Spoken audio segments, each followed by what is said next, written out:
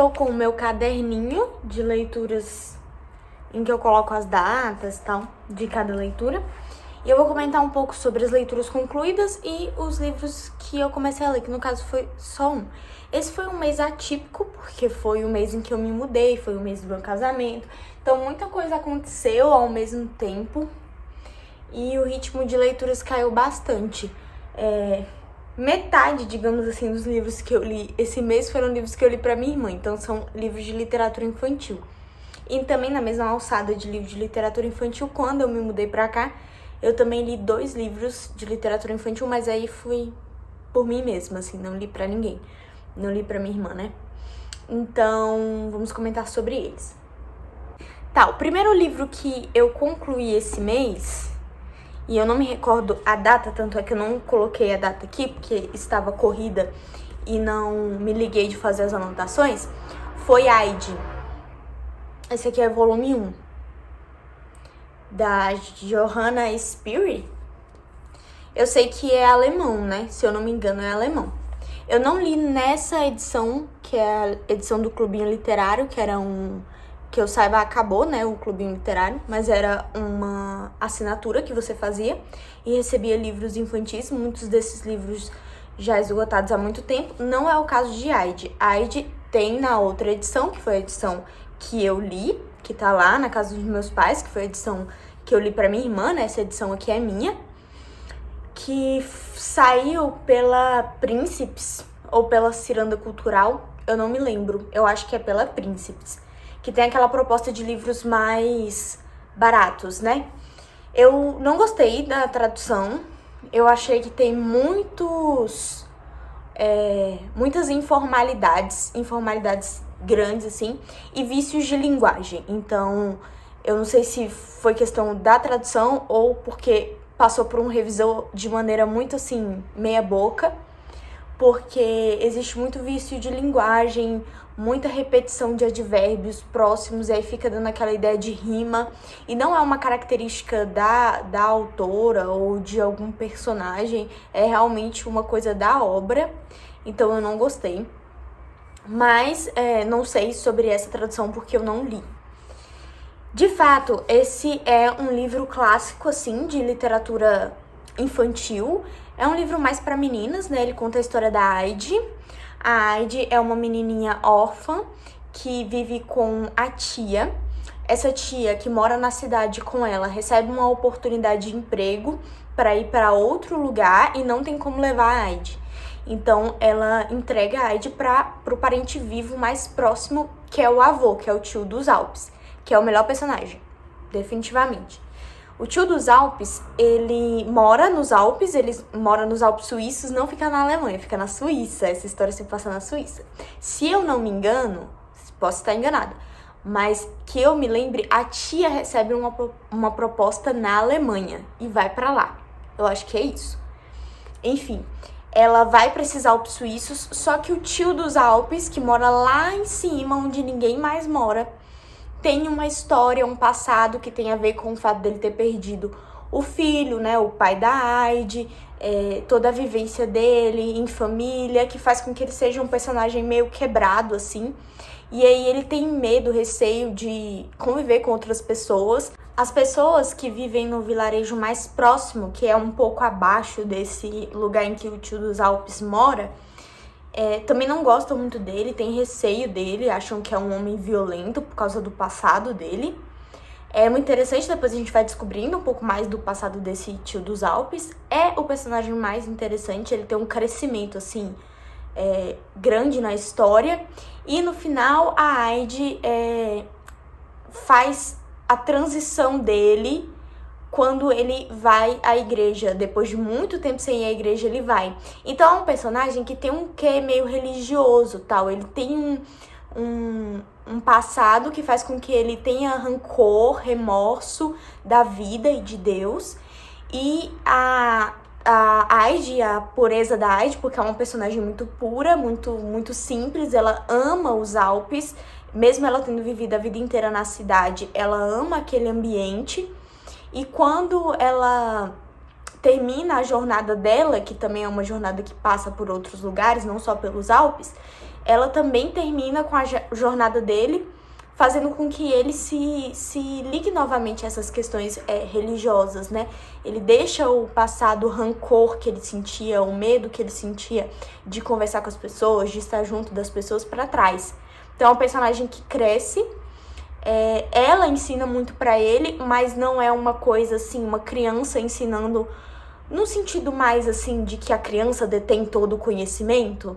Não é assim, não é essa a mensagem. Ele aprende coisas dela que às vezes nem ela percebe, porque ela ainda tem a noção infantil de criança. Ela continua sendo uma criança, ela não tá dando lição de moral pro próprio avô. Mas no final, pela própria vida dela, ele consegue aprender algumas coisas e aprender com isso.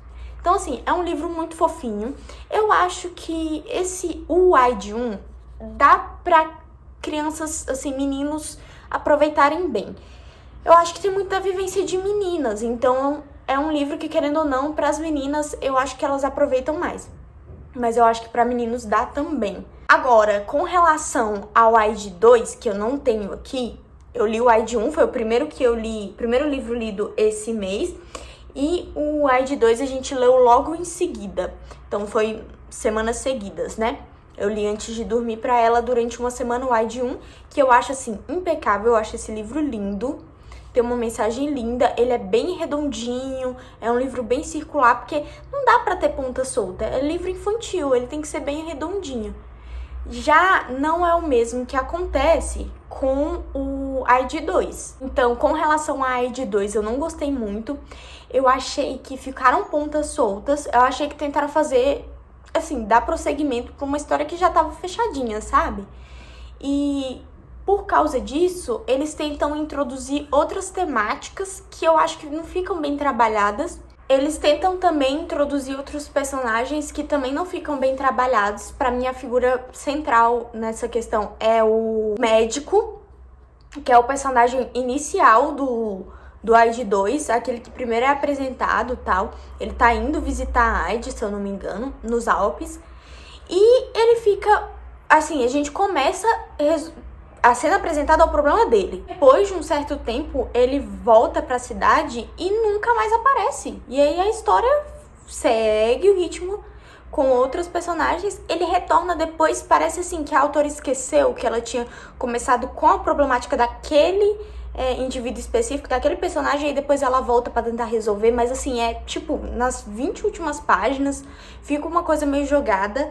Então assim, eu não achei legal, não achei uma narrativa assim envolvente, principalmente pro adulto. Pra criança pode até ser que seja envolvente, a minha irmã gostou, porque eles não veem tanto esses furos. Mas eu achei que tem muito furo, não dá pra passar, assim, eu não gostei. Mas a ID1 vale muito a pena, muito. Apesar da questão da edição disponível no mercado não ser tão legal.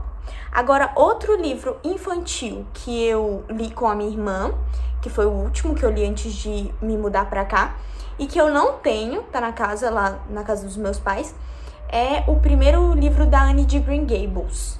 Então eu me esqueci o subtítulo, mas é o primeiro livro, porque existem vários livros, né? Depois ela vai crescendo e a gente vai ver, né? Como se fosse um romance de formação dividido em vários livros, né? Então, relembrando um pouquinho a história da Anne. A Anne é uma menina órfã.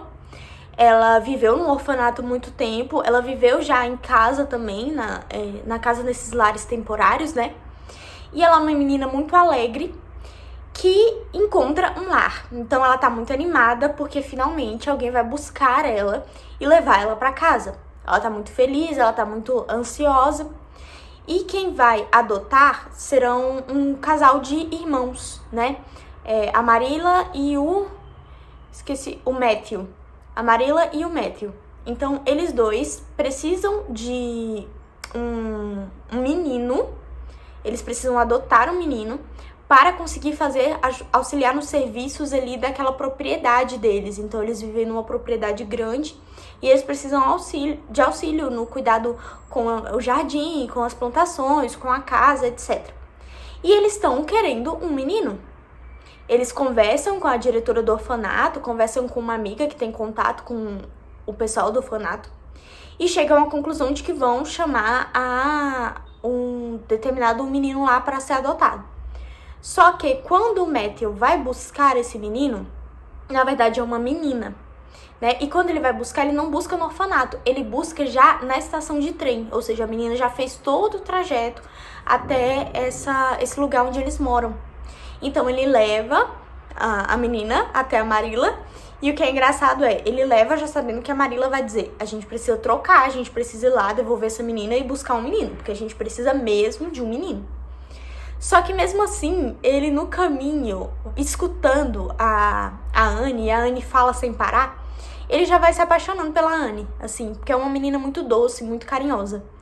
Então, no meio do caminho, ele já tá assim, não, eu preciso dar um jeito pra Marilla aceitar isso aqui, não é possível que a Marilla vai querer levar de volta a Anne. E assim, a Anne vai, ela também conquista os outros, com o jeitinho dela, com o carinho dela, e ela é adotada logo nas primeiras páginas pelos dois irmãos. E aí a gente vai ver todo o crescimento da Anne, o crescimento intelectual dela, o contato dela com outras pessoas, ela vai aprendendo a socializar. Então tem todo esse desenvolvimento, é realmente uma questão de formação, a gente vai vendo a formação dessa personagem. É isso que é o principal, sabe, da história. Com relação a esse livro, eu gostei bastante. Eu nunca assisti a série, não sei como é que é a pegada da série, mas eu achei, assim, um livro gostosinho de ler e principalmente muito inspirador. A figura da Anne é muito legal. É uma jovem, assim, muito pura e muito deslumbrada com a vida, que ama a vida, e isso é muito bonito de se ver em todas as circunstâncias. É um livro muito bom porque ele trata de questões cascudas, de questões difíceis. Ela passa por situações, assim, a Anne, que são muito complexas, e a autora também não fica esmiuçando demais, mas ela também não deixa passar essas questões e fala só de maneira passageira, não. Ela trata de cada uma dessas questões pelas quais a personagem passa. Então a gente tem vários assuntos que são importantes, que são do nosso cotidiano, a morte de entes queridos, enfim, várias questões assim, problemas financeiros. E tudo isso a Anne tá passando e tá mostrando com o caráter dela infantil, entendendo na medida que uma criança entenderia. É tão difícil a gente tá tão povoado de literatura infantil besta, só com besteira, só com probleminhas assim, futilidades, e é tão legal a gente ver uma personagem infantil inspiradora num livro que fala de questões assim, cascudas e de problemas reais, sabe? Então, assim, eu acho maravilhoso. Eu acho que é um livro um pouco mais amadurecido do que a Aide, por exemplo. A Aide é bem infantilzinho, mas vale super a pena, assim, ler, sabe? Agora, quando eu me mudei pra cá, eu comecei a reler as Crônicas de Nárnia. Eu estou num projeto de reler muitos livros. Eu quero reler vários que ficaram, assim, marcados como livros favoritos da vida. Entre esses livros que eu quero tanto reler está As Crônicas de Nárnia. Eu li As Crônicas de Nárnia com 12 anos. E hoje em dia eu tenho 22, então faz 10 anos que eu li essa saga inteira. Eu li naquele volume único. Na época, se eu não me engano, era o único volume das Crônicas de Nárnia disponível no mercado. Era página branca, era bem assim, ruinzinho, capenga, sabe? A edição. E aí agora eu consegui reler durante esse mês os 2 primeiros livros. Esse aqui, que é O Sobrinho do Mago, e O Leão, a Feiticeira e o Guarda-Roupa. Eu não lembrava tanto da história do Sobrinho do Mago, mas assim, eu não lembro qual foi a minha impressão quando eu li da primeira vez. Mas eu amei. Eu achei assim tão mais legal do que, por exemplo, o mais famoso, né, que é o primeiro na ordem de escrita do Lewis, que é o Leão e a Feiticeira e o Guarda-Roupa. Eu achei isso daqui, assim, muito divertido, muito legal, muito redondinho, sabe? Não deixa pontas soltas, muito divertido. Vou contar rapidinho a história desses 2 primeiros livros das Crônicas de Nárnia, mas eu acho que todo mundo conhece mais ou menos. Bom, Leão, a Feiticeira e o Guarda-Roupa, todo mundo conhece, né? A história desses 4 irmãos que vão pra essa casa de um tio no meio, se eu não me engano, da Segunda Guerra Mundial, ou é da Primeira.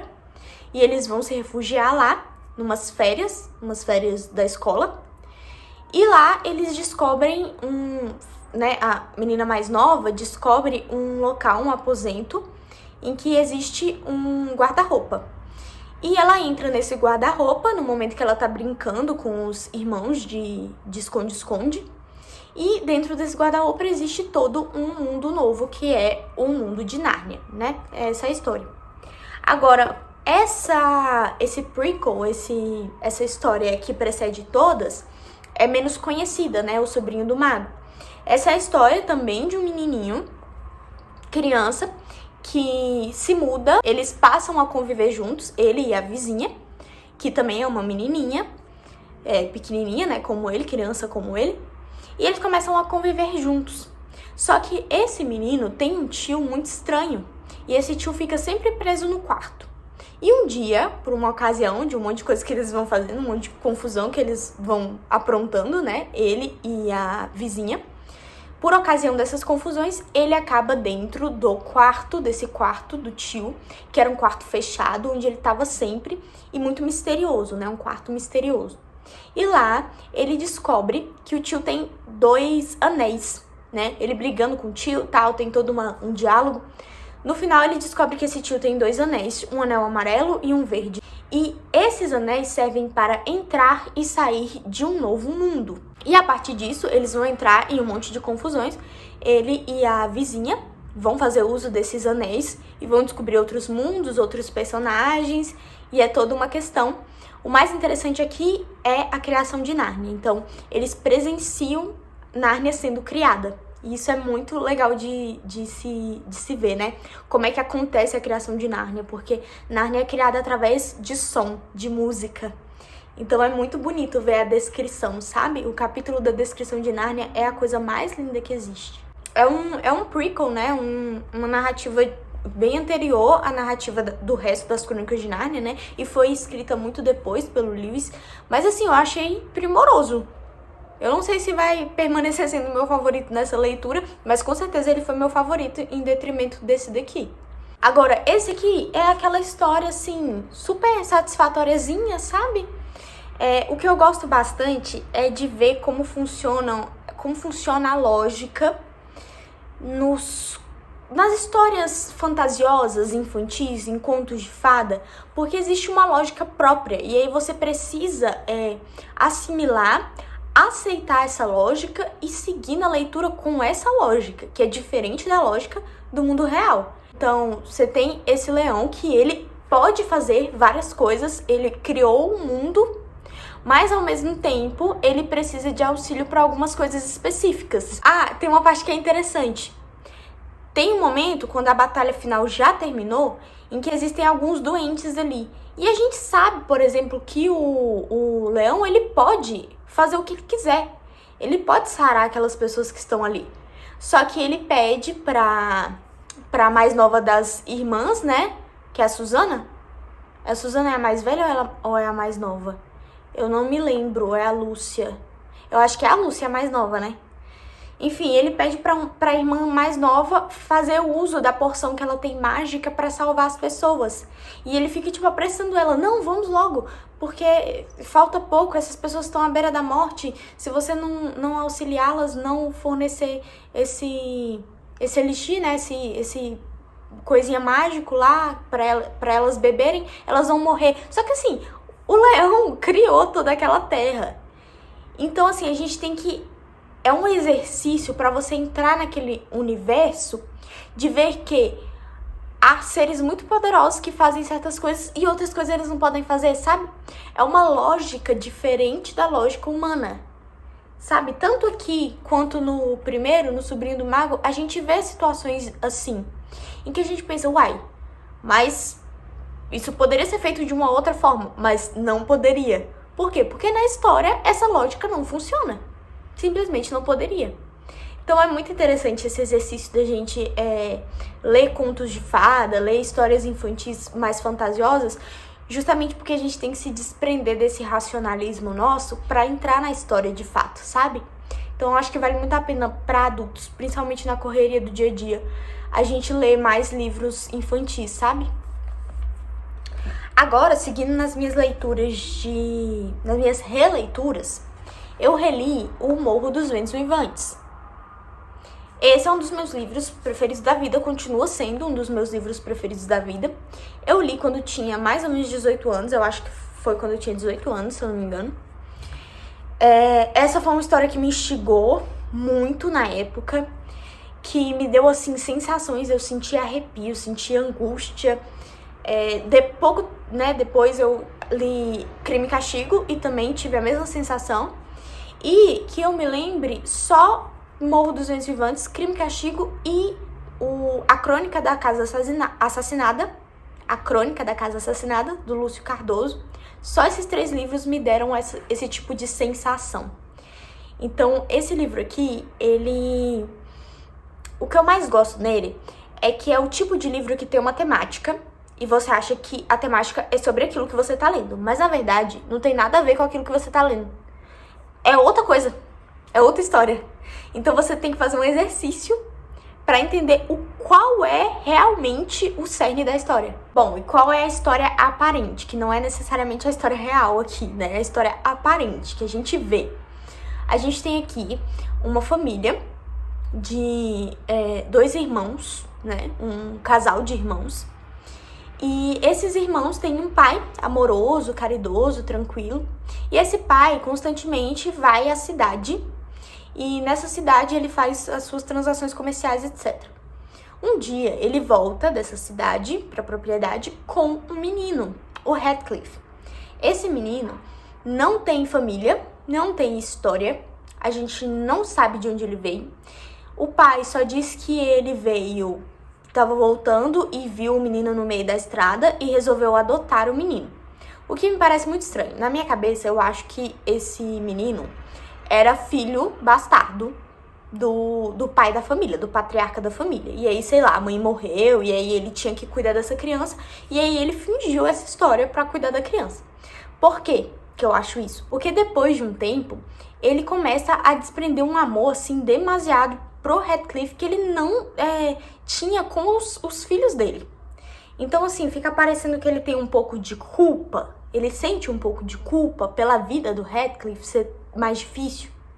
E o Heathcliff é feio, segundo a descrição, e ele é um pouco meio cigano. A gente tá falando aqui, né, gente, do interior da Inglaterra. Então, assim, um menino meio cigano, as pessoas achavam aquilo tudo muito estranho. E ele não era bem tratado por ninguém. Vai chegar um momento em que ele vai se apaixonar pela menina e a menina também por ele, né? Eles são irmãos de criação, mas eles vão se apaixonar. Enquanto que o outro irmão de criação dele, né? O outro irmão de criação não vai gostar nada dele. Vai ter uma rixa com ele. No final das contas, eles apaixonados por alguma eventualidade que vai acontecer na história, ele vai sumir. Heathcliff vai embora dessa propriedade e vai voltar só anos depois. E ele vai voltar muito rico e segue muito apaixonado pela Catherine, que é a irmã dele, né, irmã de criação. E a Catherine também vai seguir, assim, tendo uma paixão meio avassaladora por ele. Essa é a história aparente. Mas aqui existe existe outra história por trás, que é uma história muito mais, digamos assim, religiosa, espiritual, do que meramente essa relação entre esses 2 personagens. Eu acho que esse é o tipo de livro que tá falando de 2 pessoas ou tá falando de um conjunto de pessoas, mas ao mesmo tempo tem um caráter psicológico tão grande. Aqui não tem grandes descrições psicológicas à la, sei lá, Dostoiévski, aqueles à la Kafka, que às vezes tem descrições assim de sensações, de pensamentos do personagem. Aqui não tem tanto isso. A história se calca mais na relação e nos acontecimentos e nas relações desses personagens da história. Mas, ao mesmo tempo, ele destrincha psicologicamente esses personagens e nós mesmos. Então, tem um caráter muito mais, assim, espiritual mesmo dentro dessa história, sabe? Eu, lendo pela segunda vez, eu acho que esse é um livro extremamente religioso, sabe? Tanto é que o elemento da religião tá sempre aqui. Quando Heathcliff volta, várias vezes as pessoas falam, vai pra igreja, você precisa ir pra igreja, não sei o quê. Então, as pessoas estão sempre mencionando a questão da igreja, a questão religiosa é forte aqui. religiosa protestante, né? A gente tá falando da Inglaterra, então religião anglicana. Então, assim, eu acho que ele tem é um tipo de livro que tem uma profundidade muito grande, que você pode ler ele dentro dessa primeira camada e você já fica chocado com o que a autora fez, né? Com o que a Emily Brontë fez. Mas quando você olha para outra camada mais profunda, é muito interessante, assim, sabe? Ganha outro ar, a história ganha outro ar. E por fim, um livro que eu ainda não concluí, mas que tô quase concluindo, é o livro que eu comprei, um dos primeiros livros que eu comprei na Book Friday. Chegou logo no dia seguinte, quando eu fiz a compra, e eu já comecei a ler, que é a biografia de Dom Pedro II, do Paulo Resulti. Eu comecei essa biografia por causa da Tatiana Feltrin, porque há muito tempo ela leu e fez uma resenha. Eu nem revi essa resenha ainda. Eu quero ler cru, assim, o texto e depois voltar pra resenha pra rever. Mas eu achei, assim, é muito interessante, é muito interessante. Eu não gosto muito da parte, assim, mais política. Então, quando ele vai narrando, por exemplo, a Guerra do Paraguai, os fatores que levaram à Guerra do Paraguai, isso não me interessa tanto. Quando eu leio uma biografia, o que mais me interessa é entender o perfil daquele que está sendo biografado, sabe? O perfil psicológico, quais eram os pontos fortes, os pontos fracos dessa pessoa, o que essa pessoa fez, ela se arrependeu, não se arrependeu, ao longo da vida ela reviu o que ela fez, sabe? Essa questão mais do perfil, né, pessoal daquela pessoa. Eu acho que essa é a graça da biografia. Tanto é que eu tenho vontade de ler biografias dos mais diversos tipos de pessoa, das pessoas mais que tiveram atividades das mais variadas, né, ao longo da vida. Mas por quê? Porque o que atrai é o perfil psicológico, sabe? É entender como que aquela pessoa pensava, como é que ela funcionava. E é muito interessante ver aqui como era o funcionamento de Dom Pedro II, um cara super intelectualizado, um grande polímata, um dos maiores intelectuais do nosso país, né? Um cara muito estudado, mas que ao mesmo tempo tinha alguns defeitos. Então muitas vezes ele deixou a vocação dele, porque eu acho que ele tinha uma vocação à vida intelectual, uma vocação de fato, sabe? De nascer para isso. E muitas vezes ele deixou essa vocação dele acima das obrigações que ele tinha. Então, às vezes ele tinha algumas questões graves e sérias a serem discutidas aqui no Brasil. E ele saía, viajou para a Europa, viajava muito tempo, por muitos meses, e deixava a bola solta aqui, porque eu entendo o lado dele, ele tinha um pouco de angústia mesmo. Ele era um cara solitário aqui no Brasil, a gente não tinha uma elite intelectual, as pessoas até da realeza que viviam junto com ele não tinham os mesmos interesses que ele, então ele era um cara sozinho, ele não tinha ninguém com que conversar. E quando ele foi para a Europa pela primeira vez, ele descobriu pessoas que eram como ele, entendeu? Pessoas que tinham essa vertente intelectual. Ele estava ali no início do século das luzes, né? Então, no início não, né? Um pouco antes. Então ele tava tudo muito efervescente e ele pôde aproveitar tudo isso. Então ele sentar, conversar com grandes figuras, né, da época, para ele foi muito proveitoso, mas muitas vezes ele deixou também a vocação dele acima das obrigações que ele tinha. E muitas vezes eu penso nisso, né, nesses tempos, principalmente depois que eu me mudei, na questão do equilíbrio entre vocação e as obrigações. Porque muitas vezes, às vezes eu tô fazendo assim, alguma coisa que é minha obrigação e eu tô, eu não queria estar aqui, eu queria estar fazendo tal coisa, eu queria estar sentada lendo um livro, eu queria estar fazendo minhas anotações, revendo minhas anotações, eu queria estar fazendo outra coisa e não aqui lavando louça, sabe? Só que a gente tem que ter um equilíbrio entre a vocação e a obrigação, sabe? Então, assim, é muito interessante você ver esse tipo de perfil desses personagens históricos importantes, porque a partir disso você vai entendendo um pouco mais de você mesmo, sabe? O que foi ponto forte, o que foi ponto fraco nesses personagens, e aí você vai entendendo um pouco mais de você. Tem umas partes em que há fotos também, ó. Vale muito, muito a pena. Então esses foram os lidos ou que estou lendo desse mês. E agora vamos falar um pouco de assistidos. Nós assistimos aqui 2 minisséries e uma série. Então, a primeira minissérie chama-se Caso Assunta, é uma minissérie espanhola. Eu já assisti muita coisa de origem espanhola na Netflix, porque eu acho que tem muita minissérie e muitos filmes interessantes desse segmento, sabe? Principalmente de comédia e de investigação, ou com um ar mais de suspense. Então eu já assisti, por exemplo, todos os filmes do Mário Casas na Netflix, que são filmes muito legais, muito, muito bons, de investigação, com um ar mais de suspense. Agora, eu assisti esse Caso Assunta, que é uma minissérie baseada em fatos reais. E essa minissérie, ela é com um dos personagens, com um dos atores que interpreta um personagem que é antagônico ao do Mário Casas, lá no A Casa, que é um filme que o Mário Casas fez, né? Ele estava contracenando de maneira antagônica com esse personagem, que é o policial, o investigador do Caso Assunta. Então, o que é esse Caso Assunta? Existiu realmente esse caso, era uma menininha que era, se eu não me engano, chinesa, e ela foi adotada por um casal de espanhóis, um casal, assim, bem de vida, sabe, da elite e tal. Ela viveu muitos anos, ela foi adotada criança ainda, bem bebezinha, eu acho que ela não tinha nem 1 ano, e quando ela tem 9 anos, eu acho que é 9 anos, ela aparece morta. Isso se torna um caso que repercute bastante, e no final das contas, os pais são acusados de matar essa menina. Então aqui existe toda a investigação, uma análise de toda a investigação, né? A história da minissérie é isso.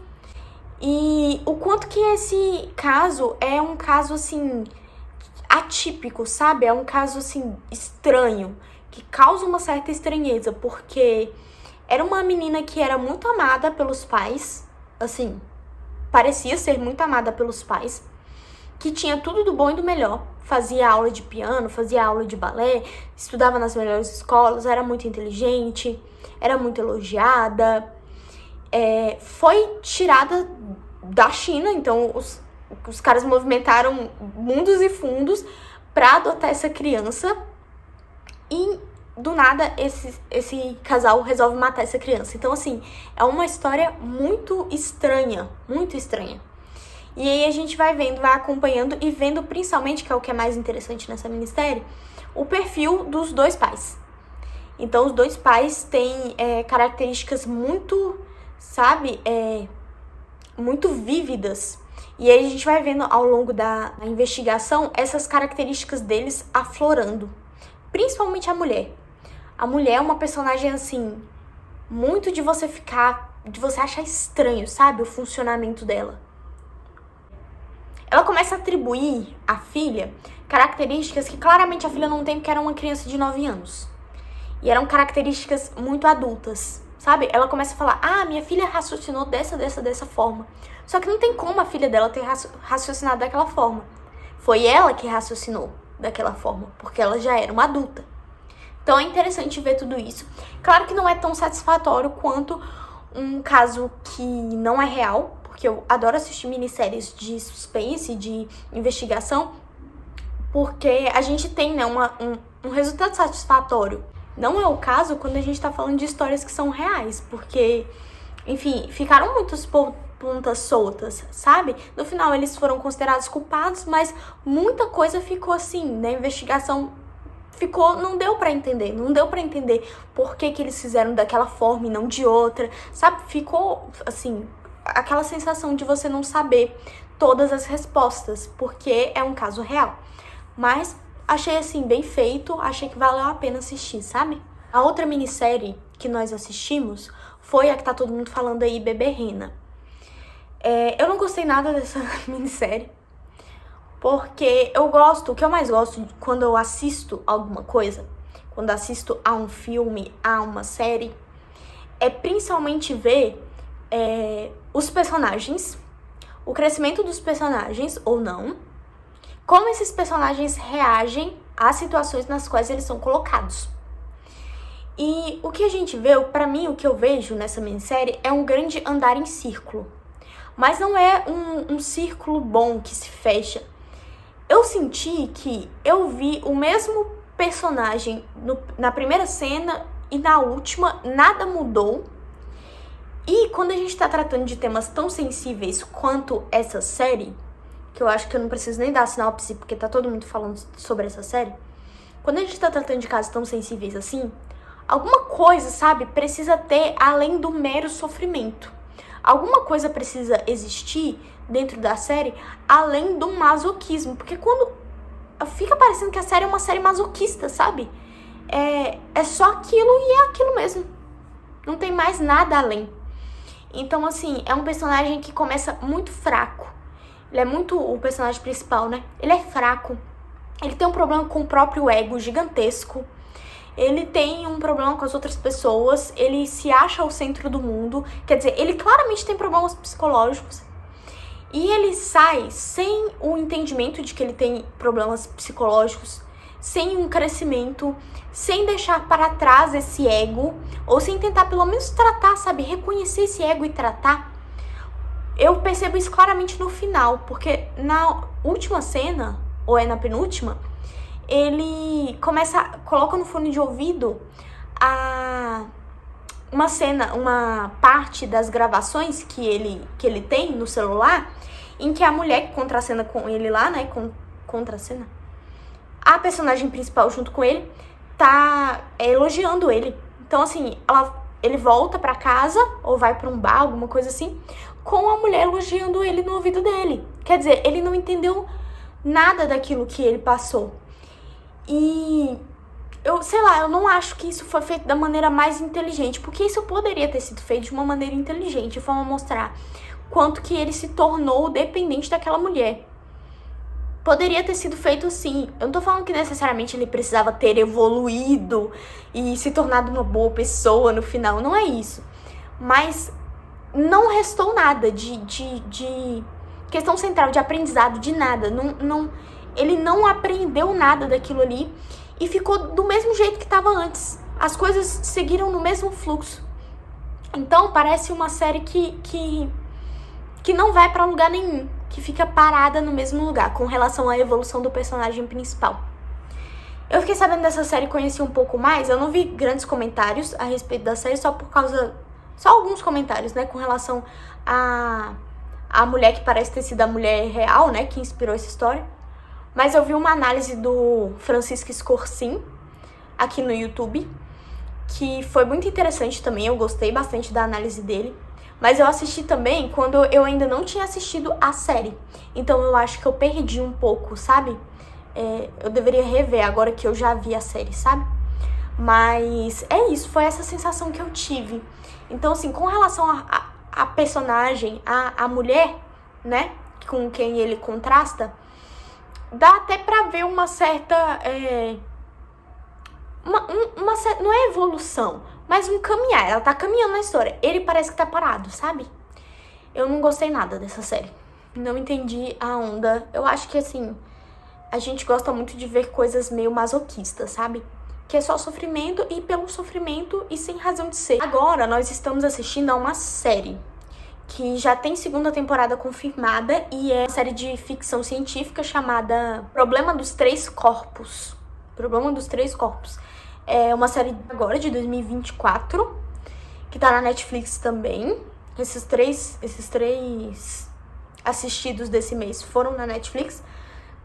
E tá interessante a ficção científica, né? Tá interessante, sim. É uma série, uma vibe um pouco mais tranquila. E eu senti ela com uma cara de série que a gente assistia antes, sabe? Série de TV. Porque desde que a gente parou de assistir série de TV, sei lá, série da Warner, essas séries de TV a cabo e migrou pro streaming, as séries tiveram uma mudança, né, considerável no formato, na maneira como elas funcionam. E nesse caso, eu senti um pouco dessas séries mais de TV a cabo, então foi interessante ver isso. Agora eu ainda não terminei a temporada, nós estamos, acho que no terceiro episódio. Eu nem lembro quantos episódios tem. mas é uma série que fala a respeito. Ela começa com 3 linhas temporais, isso é interessante. Então ela começa com uma linha temporal lá na China, em 1967, se eu não me engano. Então ela começa lá na China com uma personagem. E eu senti até falta de eles ligarem mais pra frente, sabe? Essas 3 linhas temporais. 2 delas já estão ligadas. Que é a do tempo de agora e uma que acontece dentro de um videogame. Então essas 2 já estão meio que interligadas, porque uma dessas personagens da atualidade vai jogar esse videogame. Então a gente já sabe mais ou menos a ligação entre essas duas linhas, não é nem temporais, mas 2 linhas narrativas. Agora essa da China, e com essa personagem, que é bem interessante, pra mim é a linha mais interessante até agora de narrativa, ela não tem uma ligação direta com as outras 2, com a atualidade e com a história do videogame. Então você fica tentando descobrir, porque não tem uma personagem ali que tava no passado, não tem. Você fica tentando descobrir qual é essa história, sabe? A ligação dessa história com a outra. Rapidamente eles fazem essa constatação pra gente, eles nos mostram qual é a ligação. O que é uma pena, porque eu gostaria muito que durasse mais tempo, sabe? Que ficasse essa incógnita por mais um pouquinho de tempo, por mais um episódio ou 2. Porque no final do 2º episódio a gente já sabe qual é a ligação entre essas 2 linhas de narrativa. Mas é muito interessante, esse problema de 3 corpos tem a ver com coisa de física. Então, na atualidade a gente acompanha físicos, né, pessoas de renome e tal, que conhecem muito e que são os maiores cientistas e tal. E a gente tem um problema de radiação, não sei se era da radiação ou era dos corpos celestes, alguma coisa assim. Eu sei que existe essa máquina, que eu não me recordo qual é, e ela está em vários pontos do mundo, né? Em cada laboratório, e grandes laboratórios, existe essa máquina. E existem cálculos que prevêem coisas que vão acontecer, que essa máquina vai registrar.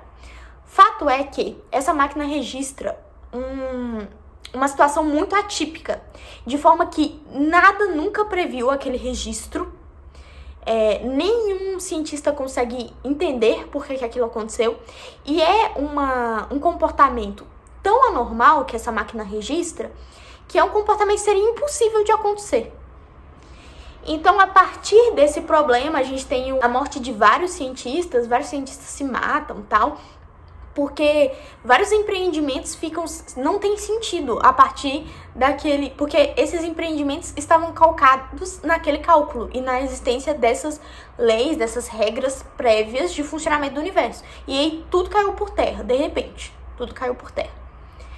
Então, essa é a história. Eu não gosto muito de assistir série porque a gente já tá num tempo, assim, em que nenhuma série tem um fim satisfatório. Todas as séries ficam se estendendo eternamente e são canceladas, principalmente da Netflix, né? Então, eu lembro que ano passado eu assisti, se eu não me engano, 1899. É uma série dos mesmos criadores de Dark. E que tava tão legal a primeira temporada e eles cancelaram. Então, assim, nada nunca tem fim. As coisas só são, assim, abruptamente interrompidas. Isso é muito ruim. Eu dei o braço a torcer agora com relação a essa série e espero que isso não aconteça. Espero que tenha um resultado, um final, pelo menos. E que não se estenda eternamente.